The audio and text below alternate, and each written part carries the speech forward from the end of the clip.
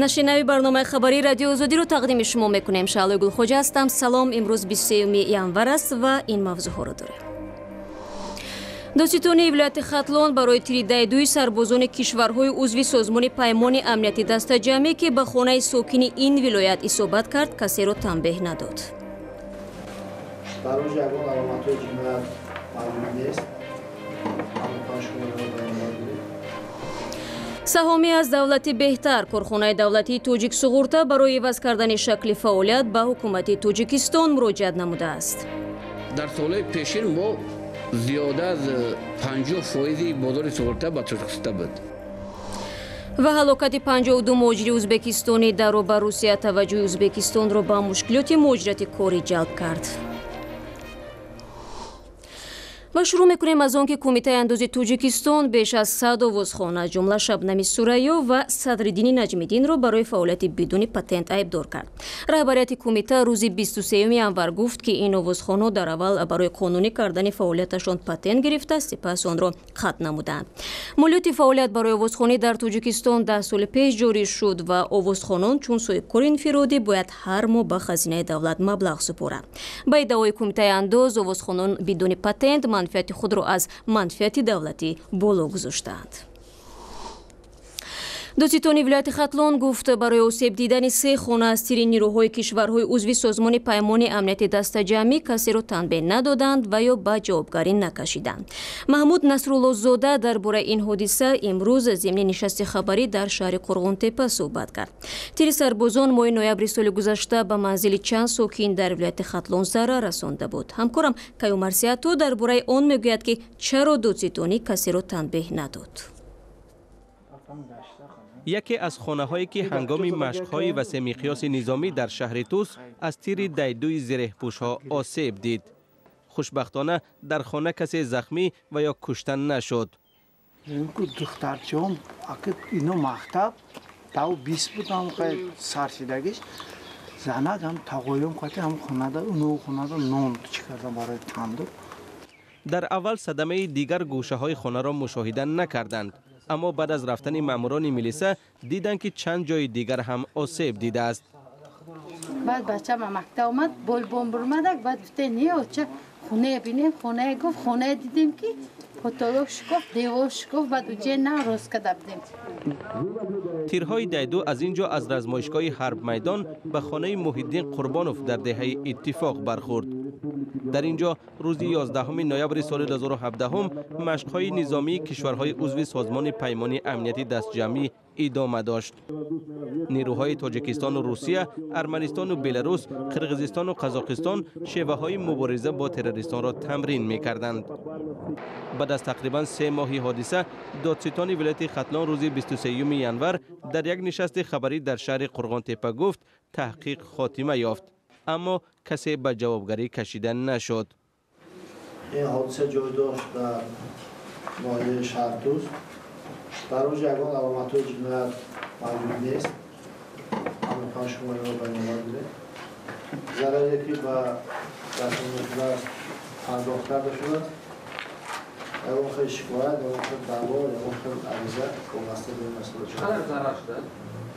دادسitони ولایت خطلان نگفت که به صاحبان خانه‌های آسیب دیده چقدر جبران پرداخت کردند. ولی او افزود در سال 2017 صدها پرونده جنایی برای تقسیم غیرقانونی زمین در ولایت باز نمودند و آن هم تقسیم زمین برای خانه سازی. رو می‌آوریم به موضوعهای دیگر. کارخانه دولتی توجیک суғурта می‌خواهد شکل فعالیتش را دیگر کند. رهبریت این کارگاه روز 23 январ در نشست خبری گفت که رشد شرکت‌های خصوصی و یا دستجمعانه بیمه کنانی فعالیت آنها را به مشکل مواجه نمود. نظرهای نیز هست که وجود شبهه و ناباوری به دریافت مبلغ بیمه به هنگام ضرورت اکثر شهروندان را از شرکت توجیک суғурта دور کرده است. چنانچه موضوع در گزارش شادمانیتی. درآمد حساب پسندازهای بانک 280,000 تومانی. مسئولان توجیک суғурта گفتند که دوام سال گذشته به این کارخانه دولتی بیشتر از 30 میلیون سومانی مبلغ وارد شده است. هرچند فعالیت یک ساله این کارخانه مثبت ارزیابی می شود، رهبریت آن از دولتی ماندن آن چندان خوشبین نیستند. با ارسال یک نامه از حکومت خواستند تاجیک سوغورتا شکلش را عوض کند. در نظر است آینده این کارخانه دولتی یک شرکت سهامی شود. از این خاطر سال گذشته در نتیجه که با شرکت‌های غیر دولتی اجازه نامه داده شد، حجم کارها از روی نمودهای سوغورتای حتمی با ما کم گردید و این یک تاثیر خود را با ما کمی رسانید. ما به خاطری که در آینده، در سالهای آینده پیشگیری کنیم که مثلا کارمندان ما، مقدار کارمندان ما کم نشود یا اندازبندی به بودجه کم نشود یا خود تاجیک سوغورتا برهم نخورد، ما لازم شماریدیم که شکل تشکیلی کمی دیگرگون کرده شود. با زیاد شدن شرکت‌های سوغورتوی غیر دولتی به نظر می‌رسد که تاجیک سوغورتا در بازار بیمه رقابت پذیری خود را تا جای از دست داده است. یکی از بزرگترین شرکتی که به مسافران بیمه حتمی میداد تاجیک ایر بود که آن هم در پی بحث‌های مالی از خدمت رسانی این شرکت دولتی دست کشید. از شرکت‌های مسافرکشانی تنها راه آهن از این بیمه دولتی استفاده می‌برد. مسئولان هم اعتراف میکنند که حصه این شرکت دولتی در بازار بیمه کم شده است. در سالهای پیشین ما زیاده از 50% بازار سوغورتا به تاجیکستان بود تا سال 2016 و حقگزاری جبران ضرر باشد تا 90% حقگزاری جبران به حصه تاجیکستان تشکیل میداد، ولی در سال 2010 این حصه کم شده است. تاجیک سوغورتا حالا از روی دو شکل سوغورتای حتمی و اختیاری فعالیت میکند. تا سال قبل این کارخانه یگانه شرکتی بود که سوغورتای حتمی داشت. از جمله همه واسطه های نقلیات، حیات خدمتچیان دولتی، حربی، وکیلان خلق و پرزیدنت بیمه حتمی میشوند. پرداخت مبلغ سوغورتای اختیاری برای خانه و انشاءات 2% ارزش اصلی و برای واسطه نقلیات 3% آن را تشکیل میکند. از همه بیشتر راننده ها که واسطه نقلیاتشان سوغورتای حتمی می شود به این نهاد مراجعت میکنند. هرچند مسئولان میگویند وابسته به مبلغ پرداخته هر نفر ضرر را جبران میکنند، ساکنان میگویند روند گرفتن آن مبلغ تا جای مشکل است. شادمان یتیم، اسکندر فیروز، آزادی دوشنبه. نگاه می‌اندازیم به ازبکستان. در این کشور دفن شماری از 52 مهاجری که روز 18 ینور در راه به روسیه در مسافربر سوختند جریان دارد. شوکت میرزیویف پرزیدنت ازبکستان گفته است بعد این فاجعه خوابش نمیبرد و به پیوندان هلاک شده ها کمک مالی وعده نمود. در شبکه‌های اجتماعی سر و صدا زیاد است که چرا در ازبکستان به یاد مهاجران فوتیده روز ماتم ملی دایر نشد. با این سوال من به همکارمان سیراجدین اسلام مراجعت کردم.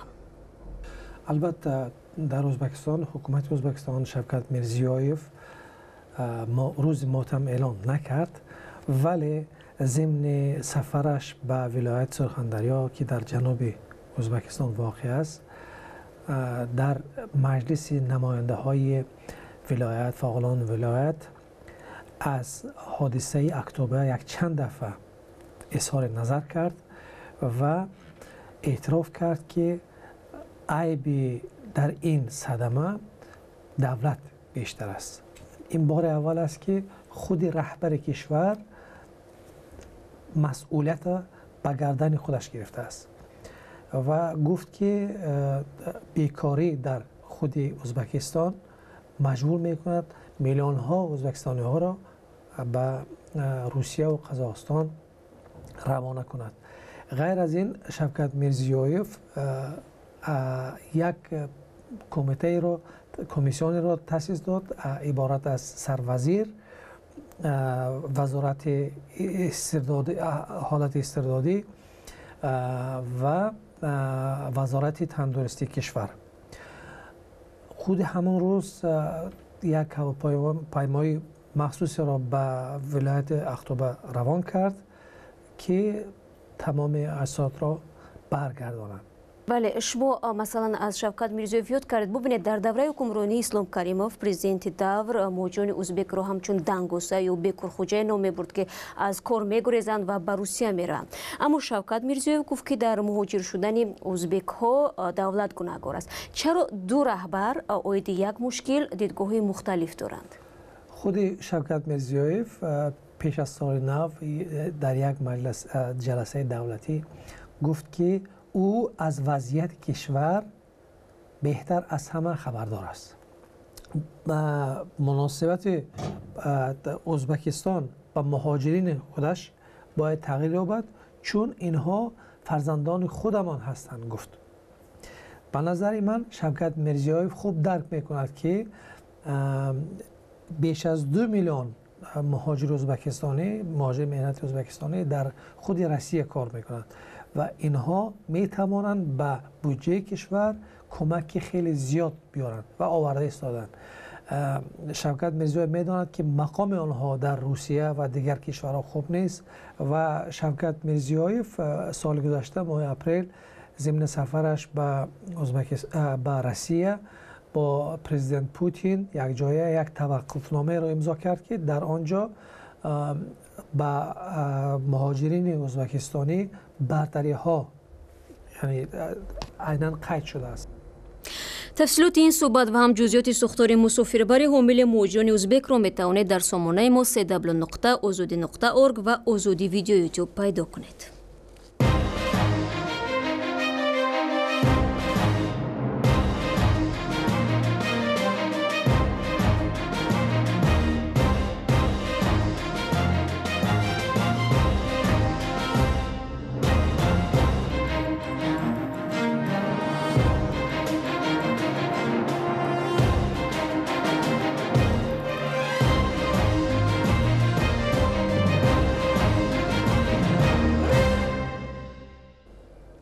شما برنامه خبری رادیو آزادی رو تماشا دارید. با گذشت 2 هفته از تجاوز و کشتاری زینب انصاری 8 ساله که با موج اعتراضات در پاکستان پیچیده بود، تحقیق حادثه هنوز ادامه دارد. با وجود آنکه مقامات پلیس گفته بودند دنکای قاتل را معین کردند، اما او تا هنوز در آزادی است. گذشته از این احتمال می رود که این نفر در کشتاری چند نابالغ دیگر هم دست دارد. طاهر سفر با جزئیات بیشتر. ҷӯстӯҷуи таҷовузгар ва қотили кӯдакон дар покистон. тани беҷони зайнаб амини 60 соларо дар ҳамин ҷо дар ноҳияи касури панҷоб ёфтанд. дар ҳамин ҷо дар чанд соли ахир мисли зайнаб чанд кӯдаки дигарро пайдо карданд. қатли ваҳшатноки зайнаб хашми мардуми покистон ва ин нигарониро барангехт ки қотили ҳамаи кӯдакон як нафар аст. شاید به دخترم گفتند که او را پیش من می آورند. شاید چیزی گفتند که از پسشان برود. وگرنه دختری زیرک و گپشنوی بود و می دانست که نباید با بیگانگان گپ زند. مثل زینب در 2 سال اخیر در شهر پنجاب 12 کودک را تجاوز کرده کشتند. مفتشان در چند قتل علامت‌های دنکه‌ای یک نفر را پیدا کردند و میگویند ممکن است یک قاتل کودکان را شکار میکند. می توانم بگویم که در 80 تا 90% حالتها قربانیان زخم‌های شبیه دارند. آثار نفسگیر کردن، آثار سوختگی، زخم تیغ و حتما آثار جسمانی قربانی دیده می شود. پاکستان فقط سال 2016 برای سوء استفاده کودکان جزا مقرر کرد. از بس که در کشور درس جنسی وجود ندارد، کارشناسان میگویند بسیاری از این جنایت‌ها پنهان میمانند. در پنجاب همچنین سال 2015 یک گروه کودک آزار را فاش کردند. از این رو ساکنان از تنها گذاشتن کودکانشان میترسند. کودکان را در خانه محکم کرده میگوییم که در خانه درس خوانند یا کودکان را خودمان به مکتب برده میاریم. ما باید کار کنیم یا کودکان را پاسبانی کنیم. قتل زینب در پاکستان سوال مبرمی را مطرح کرد. سوالی چگونه محافظت کردن آسیب پذیرترین قشر جامعه؟ سوالی که پاسخ به آن را مردم اینجا به زودی نمیگیرند. با این گزارش برنامه امروز را انجام می‌دهیم. جزئیات خبر و گزارش‌های امروز و دیروز و موضوعهای روز در سامانه ما www.azadi.org گذاشته شده است. صفحه‌های ما در همه شبکه‌های اجتماعی فعال است و البته تماشای آزادی ویدیو یوتیوب را فراموش نکنید. جهانی سپاس و تا برنامه فردا خدا نگهداری هر یکی شما باشد.